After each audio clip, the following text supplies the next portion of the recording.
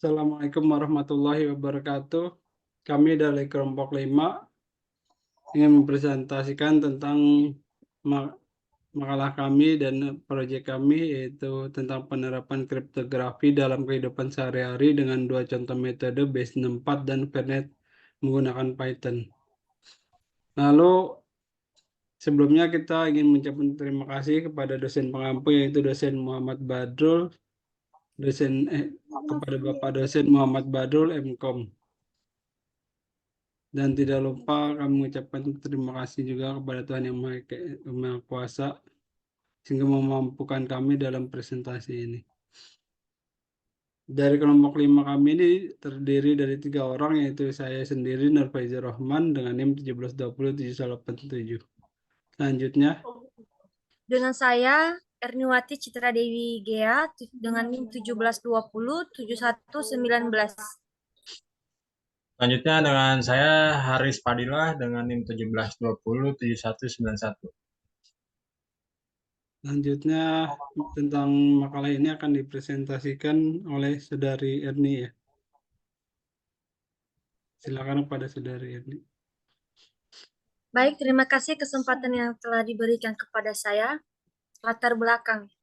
Seiring perkembangan teknologi yang sangat pesat, keamanan pesan merupakan hal yang sangat penting sekali dalam menjaga sebuah kerahasiaan, yang terutama pada pesan yang dianggap sensitif, agar tidak mudah dibaca oleh pihak yang memiliki kewenangan. Dan agar mencegah adanya kebocoran pesan yang sensitif ini, dilakukan langkah enkripsi dengan kunci rahasia, sehingga pesan tidak dapat dibaca yang sebelum dibuka kembali menggunakan kunci sebelumnya yang diberikan. Dan selanjutnya yaitu pada contoh kedua, kami menggunakan Vernet yang merupakan modul kriptografi yang disediakan oleh pustaka kriptografi dalam Python. Pengertian kriptografi adalah pustaka yang menyediakan berbagai algoritma kriptografi, dan Vernet adalah salah satu dari algoritma tersebut. Next. Next, Bang. Selanjutnya yaitu tujuan. Tujuan ada beberapa, yaitu yang pertama menyelidiki konsep dasar kriptografi dan cara implementasinya dalam kehidupan sehari-hari.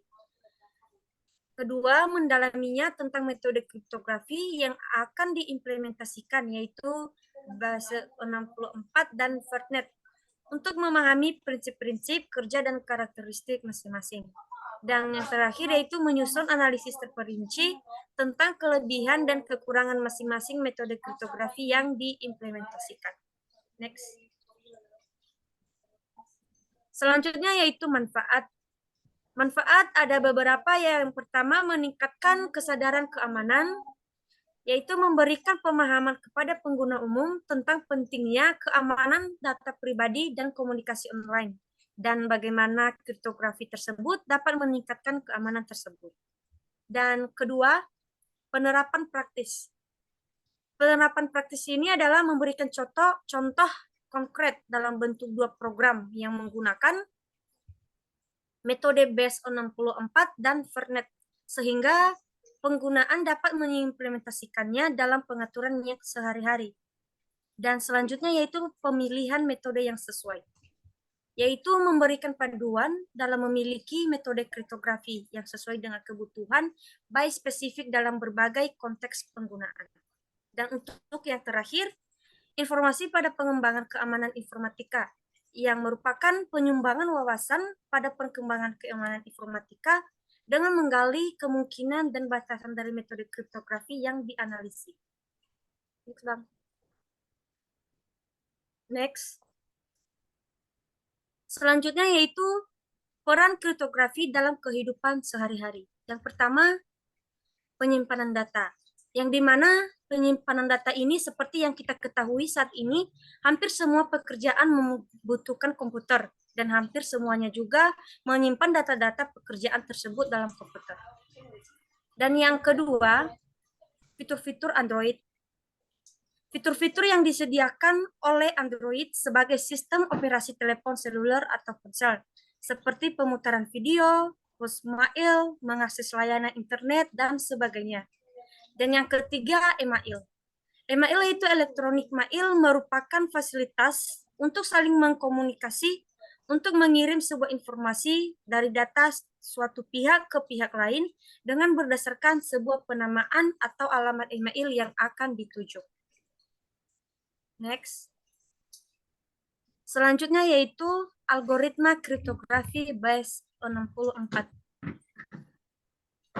Teknik encoding algoritma base 64 ini ada beberapa. Yang pertama, pecah string bits tersebut menjadi per 3 bits. Selanjutnya, satukan 3 bits menjadi 24 bit. Dan langkah selanjutnya, 24 bit yang tersimpan di buffer dibagi ke dalam 6 bit.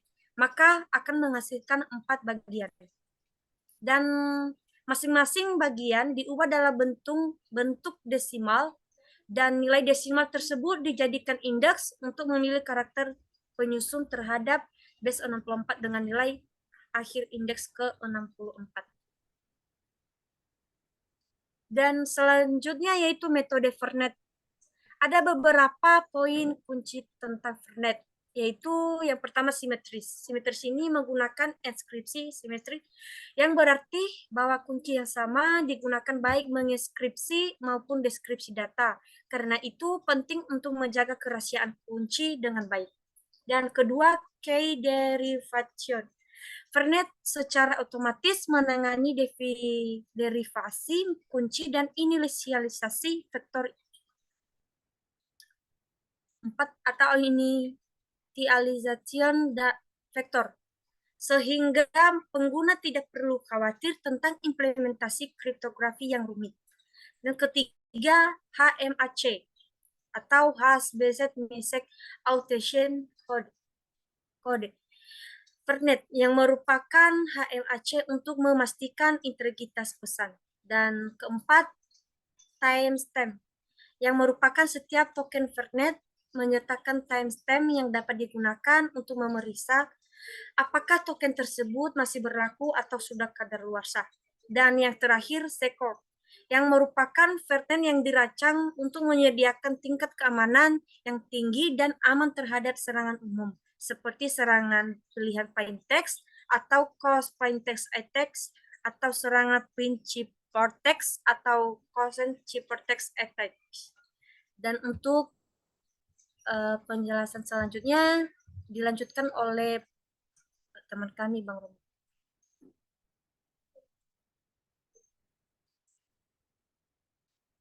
Baik, pada penjelasannya selanjutnya akan dilakukan oleh saya, yaitu perancangan tentang pembuatan programnya itu sendiri. Yaitu pertama kita akan buat star, lalu kita sederhana ya sebenarnya.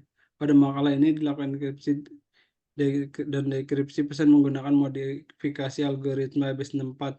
Nah, pada base 64 ini kita buat flowchartnya, pertama start, lalu plain text, pilihannya plain text. Setelah udah dimasukin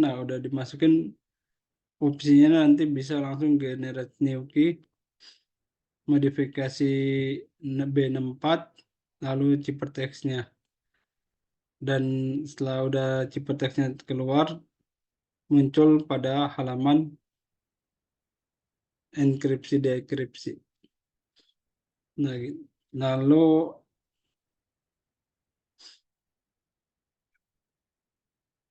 pada tahapan enkripsi itu pada proses pertama dilakukan inputan plain text dan juga kunci.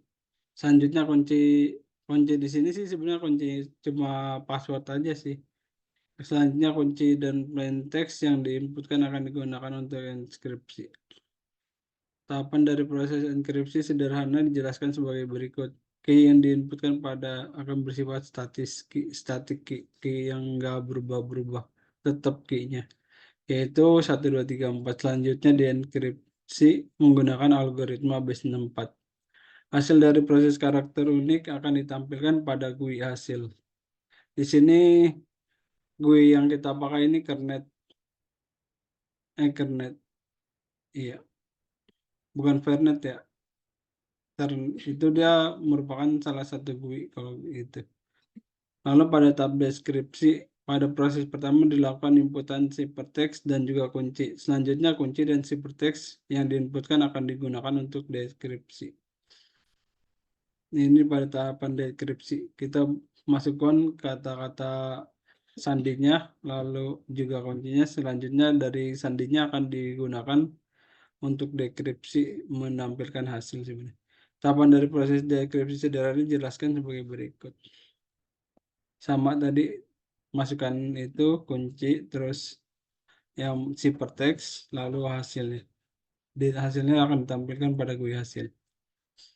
Tampilan hasil berikut adalah source kode pada Python dengan kita buat di sini, kita buatnya dengan nama tugas cryptography.py. Sebelum running this code ada beberapa hal yang perlu diperhatikan dengan memastikan bahwa komputer sudah terinstall Python. Jadi kita ini harus sudah terinstall Python dengan nanti kita runningnya pakai terminal gitu. Kalau Python kan nggak harus ini. Jadi dalam OS-nya udah terinstall Python serta melengkapi package yang dibutuhkan seperti Tkinter dan base64. Ini kalau Tkinter dan base64 ini dalam dalam Python itunya ya. Dalam ini. Nah, dalam bahasanya dari pertama from Tkinter ini dan import. Kita importnya dari Tkinter. Lalu from import gitu, import message box, lalu kita importnya base64. Dari sini kita buat dulu screennya, lalu nanti didefinisikan enkripsi. Fungsinya definisi, jadi kita nggak selalu memanggil enkripsi, jadi kita bisa memanggil salah satu atau mau enkripsi atau dekripsi, fungsinya definisi itu. Nanti kalau if-nya passwordnya segini 1234, nah gitu. Kita menggunakan base64, jadi di sini udah ada, kita nggak merancang algoritmanya sendiri. Nah, di sini di Python itu udah ada importnya sendiri base64, kita tinggal import base64 gitu. Seperti ini. Nanti kita ada reset, ini tampilan, label tampilannya. Nanti label tampilannya kodenya seperti ini bahasa tampilannya. Ini ada jenis hurufnya, lebar posisinya, terus ada warnanya. Nah, seperti sehingga menampilkan GUI pada gambar di bawah. Pada menu di samping terdiri dari kolom kosong untuk menginput teks yang akan dienkripsi maupun dekripsi menggunakan base64. Bahasanya nanti kalau udah di running kita tampilnya seperti ini. Nanti kita akan coba di sini. Terakhir pada akhir presentasi nanti kita akan coba.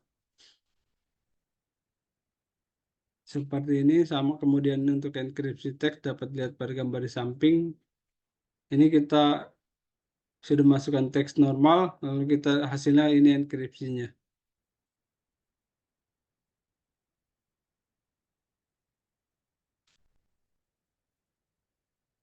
Selanjutnya pada slide 15 akan dipresentasikan oleh Saudara Haris ya.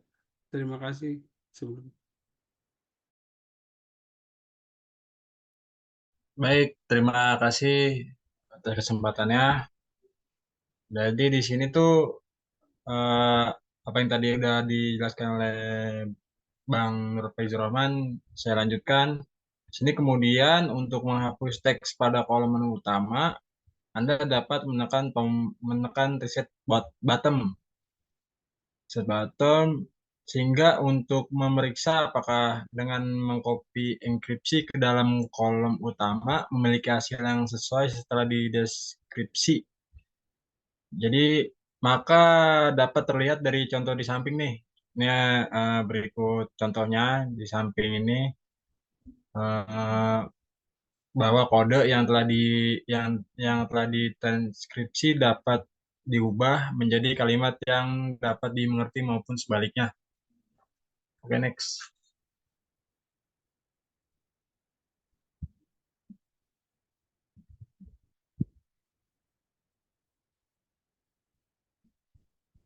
Nah, pernet sederhana. Apa itu pernet sederhana? Jadi berikut adalah source code pada Python dengan judul tugas PI dalam folder Python project 2. Sebelum running this kode, ada beberapa hal yang perlu diperhatikan.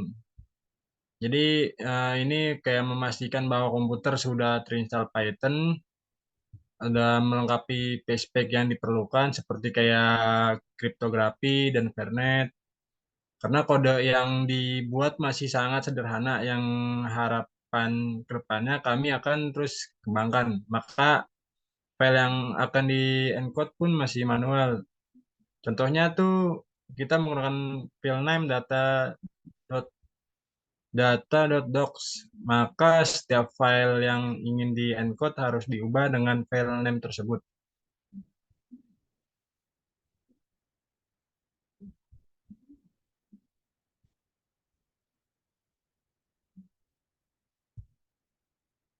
Jadi berikut di sini source code-nya ada kai, ada kai sama dengan vernet.binret underscore kai. Di sini ada buat kayak open print kai. Ini di sini yang saya jelaskan tadi data.docs original file dan seterusnya seperti ini ya. Jadi pada kode di atas yang tadi tuh kode yang tadi tuh diberikan alurnya sebagai berikut. Pertama, pada pernet kriptografi tidak dapat membaca atau mengatur file tanpa sebuah kunci atau key. Maka langkah pertama adalah generate key. Dan langkah kedua, kami menginisialisasi objek tersimpan sebagai lokal variabel F. Kemudian yang ketiga itu membaca data original data.docs didefinisikan menjadi original. Kemudian kita dapat mengenkripsi file menggunakan Vernet Object F dan menyimpan sebagai sudah dienkripsi. Dan terakhir, setelah disimpan, kita read menjadi data yang telah dienkripsi dengan file n_data.docs.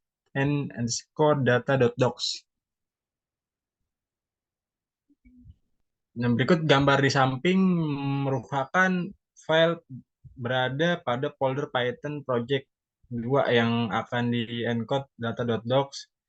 Jadi file tersebut harus berbeda dalam direktori Python project 2 karena kode yang digunakan menerapkan enkripsi dalam direktori bernama file data.docs. Jadi di sini berikut gambarnya ya.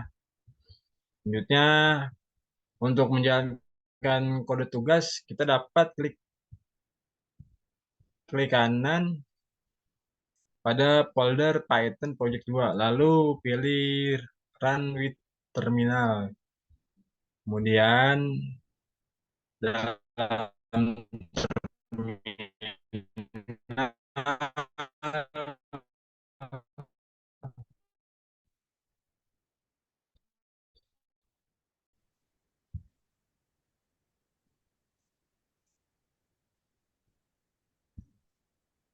Selanjutnya akan kami demonstrasikan dari program-program yang telah kami buat.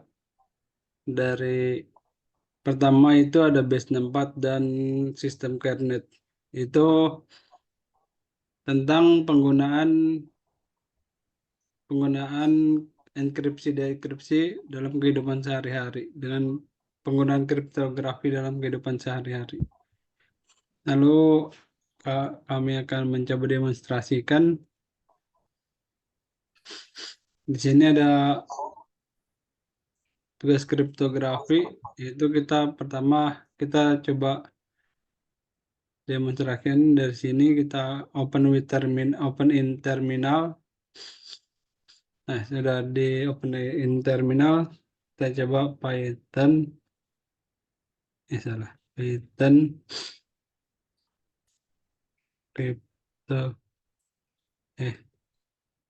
Nama Pythonnya itu saya buat itu tugas kriptografi.py. Nah, di sini. Ini GUI untuk enkripsi dekripsi. Pertama kita akan coba ini aja ya. Sederhananya kita akan tes presentasi kriptografi dalam kehidupan sehari-hari.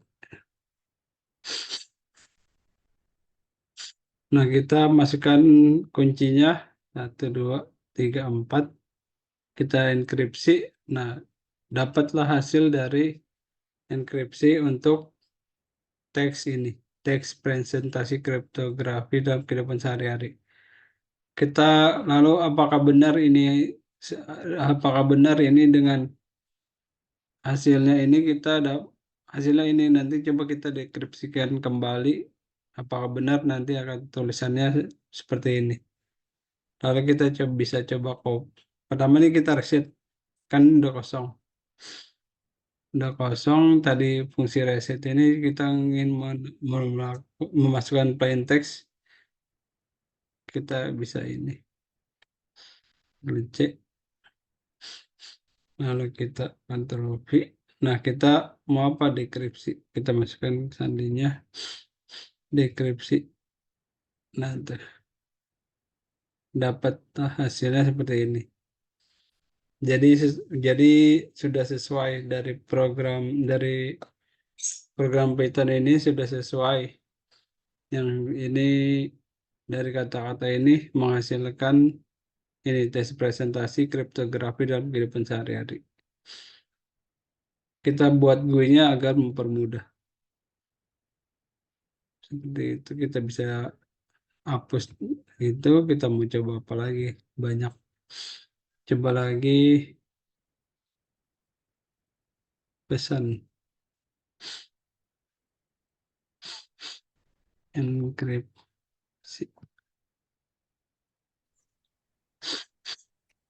Jaringan aku nge-lag. Maaf ya.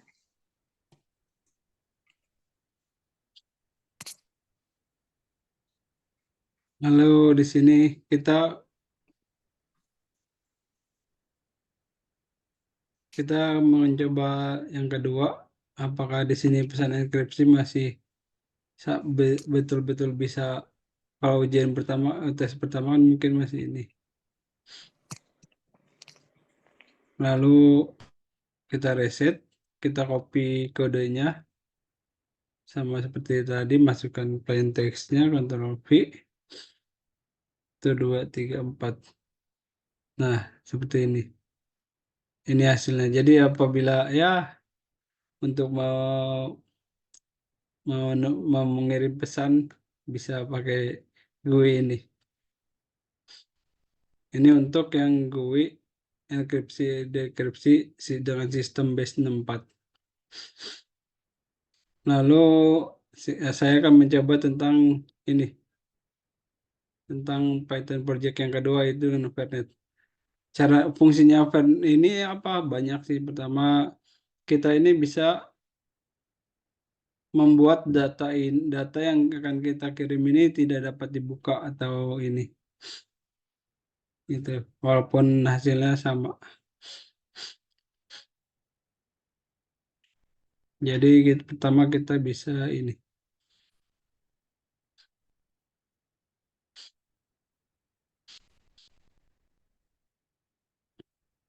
Buka di open in terminal. Pertama kita bisa lihat ya, ini yang akan kita encrypt, jadi kita ingin membuat membuat apa namanya, misalkan kita ada tanda tangan digital di dalam data ini, kita juga bisa. Nggak cuma ini aja, kita bisa buat tanda tangan digital dalam dokumen docx. Tapi sebenarnya nggak harus docx, nanti ada image, kalau nanti bisa dibuka di sininya, kita nanti bisa ubah sendiri kalau mau emang ini di Python-nya kita ubah sendiri. Nah, tapi kalau ini kan saya menggunakan di sini menggunakan Word. Kalau nanti image tinggal ubah aja IMG gitu. Nah, di sini kita ingin membuat file itu tidak dapat diakses oleh, bukan file tersebut sih, file hasil enkripsinya.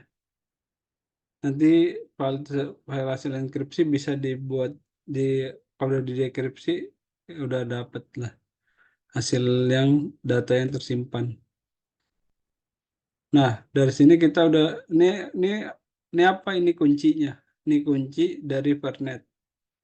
Kunci Vernet yang kalau Vernet kan generate key, harus menghasilkan kunci. Maka tadi kan sekarang kita bisa lihat dalam project ini tuh. Di sini sudah terdapat data enkripsi dan dekripsi. Nah, data enkripsi ini kita udah nggak bisa buka lagi nih tuh. Nggak bisa. Nah, ini. Jadi kita nggak bisa buka data ini. Jadi misal ada tanda tangan digital, kita juga bisa memakai ini. Nah, dari data enkripsi ini kita kan tadi dari data ini udah ke enkripsi, lalu kita ke dekripsi. Data tersebut apakah masih bisa dibaca? Nah, kita udah bisa dibaca setelah dekripsi. Nah, tuh seperti ini. Misalkan ada mau gambar juga bisa. Gambar, tapi memang ini saya sistemnya masih manual. Tapi ini keamanannya lebih tinggi. Kita buat nih. Nah, tuh data ini data original sama dengan data dekripsinya. Tuh, sama dengan data dekripsinya. Dengan pertama kita buat data, terus enkripsi data atau dekripsi data. Kita bisa buat sebenarnya tanpa dekripsi juga bisa sih. Ini docx-nya kita ubah nih kalau mau kita ini. Kita ubah jadi image.txt gitu.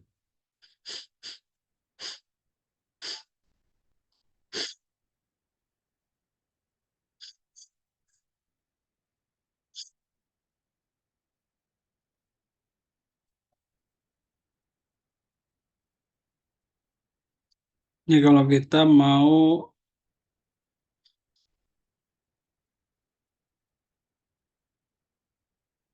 membuat datanya tanpa terlihat, tanpa dapat terlihat hasil enkripsi. Ya hasil deskripsinya aja sih.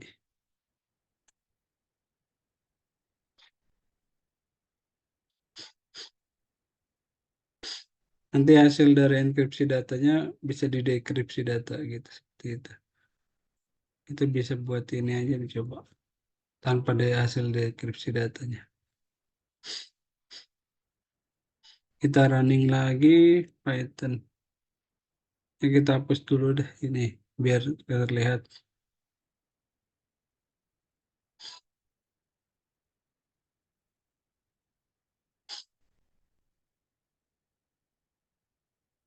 Ini kita hapus, ini sudah dihapus. Kalau kita running lagi Python tugas.py.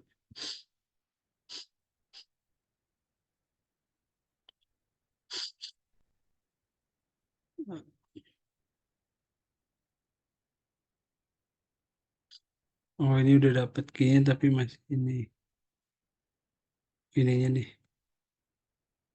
Sip.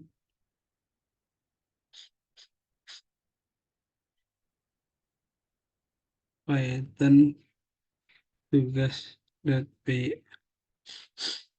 Nah, ini dapat key-nya sudah dapat. Nah, ini hasil data enkripsinya ini. Datanya nggak bisa dibuka. Gitu. Datanya nggak bisa dibuka. Nah, tapi datanya ini nanti bisa dienkripsi dengan metode Vernet. Gitu. Sekian dari demonstrasi saya. Selanjutnya akan diberikan kesimpulan oleh Saudara Haris. Kepada Saudara Haris, silakan.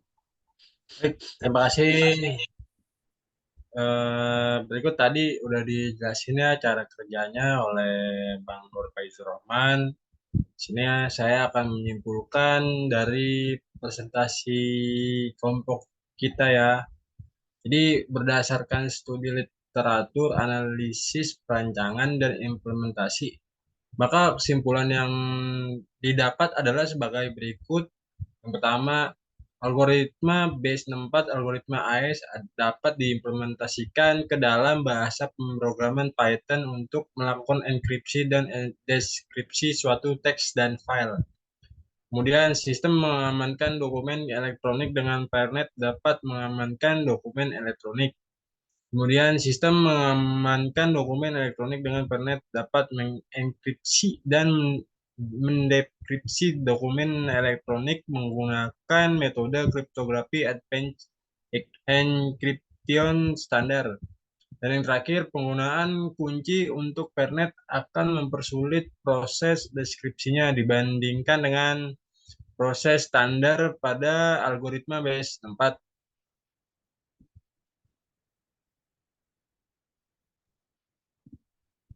Ya, terima kasih kepada Saudara Haris yang telah memberikan kesimpulan. Lalu sekian dari kelompok kami yang terdiri dari saya Nur Faizur Rahman dan Erniwati Citra Dewi Gia dan Saudara Hadris Padilah. Begitu presentasi kelompok 5 kami. Terima kasih. Assalamualaikum. Waalaikumsalam.